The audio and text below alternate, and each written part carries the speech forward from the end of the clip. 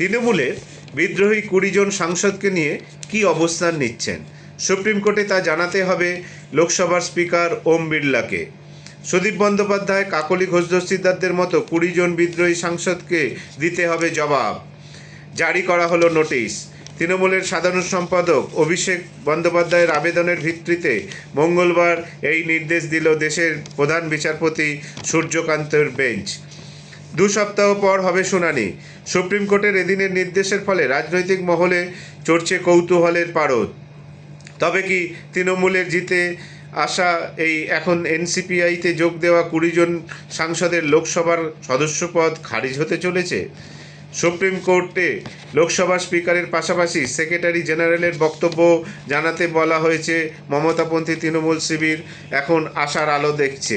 অভিষেকের পক্ষে সওয়াল করা আইনজীবী কল্যাণ বন্দ্যোপাধ্যায় সুপ্রিম কোর্টের বাইরে বলেন, এ তো সবে শুরু, এরপর আমরা বিদ্রোহী তৃণমূল বিধায়কদের বিরুদ্ধে নামব, দেখি কত শক্তি আছে ওদের। অন্যদিকে বিবাদীদের পক্ষে কাকলি ঘোষ দস্তিদারের তাদের নোটিশ ইস্যু প্রসঙ্গে বলেছেন, মহামান্য আদালতকে আমরা আমাদের অবস্থান জানাবো। এদিন ছিল মামলার প্রথম শুনানি। গোড়ায় বিচারপতি সূর্যকান্ত, বিচারপতি জয়মাল্য বাগচি এবং বিচারপতি ভি মোহনার বেঞ্চে বিবাদী 22 জনের নামেই নোটিশ ইস্যুর নির্দেশ দেওয়া হয়েছিল। কিন্তু খবর পেয়েই কার্যত দৌড়ে প্রধান বিচারপতির এজলাসে ঢুকতে দেখা যায় দেশের সলিসিটর জেনারেল তুষার মেহতাকে। অনুনয় বিনয় করে তিনি বলেন, অনুগ্রহ করে লোকসভার স্পিকারের বিরুদ্ধে নোটিশ ইস্যু করবেন না।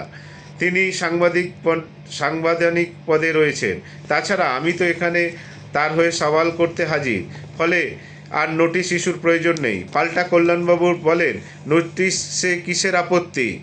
আদালত যখন নোটিশ ইস্যুর কথা বলছে সেটাই যাক। যদিও বিচারপতি জয়মাল্য বাগচি মন্তব্য করেন, মিস্টার ব্যানার্জি, আপনি কি নোটিশে আগ্রহী নাকি মূল মামলার নিষ্পত্তিতে?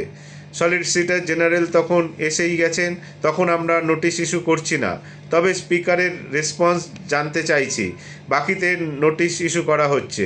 সুদীপ, কাকলির, শতাব্দী, রচনা সায়নীর মতো 20 জন তৃণমূলের টিকিটে সাংসদ হয়েছেন 2024 সালে, কিন্তু 2026 সালের বিধানসভা ভোটে জিতে বিজেপি ক্ষমতায় আসার পর আচমকাই তারা এনসিপিআই দলে যোগ দেন। তাই 20 জনের সদস্যপদ খারিজের দাবিতে গত 19 জুন লোকসভায় স্পিকার ওম বিড়লার কাছে চিঠি দেন অভিষেক বন্দ্যোপাধ্যায়। জবাব না পেয়ে পরবর্তীকালে ফের উপযুক্ত ব্যবস্থা নেওয়ার অনুরোধ করেন, কিন্তু কোনো অগ্রগতি হয়নি দেখে বিষয়টি হেস্তনেস্ত করতে সোজা সুপ্রিম কোর্টে স্পিকারের বিরুদ্ধে মামলা দায়ের করেন অভিষেক। ওই 20 জনকেও বিবাদী করা হয়।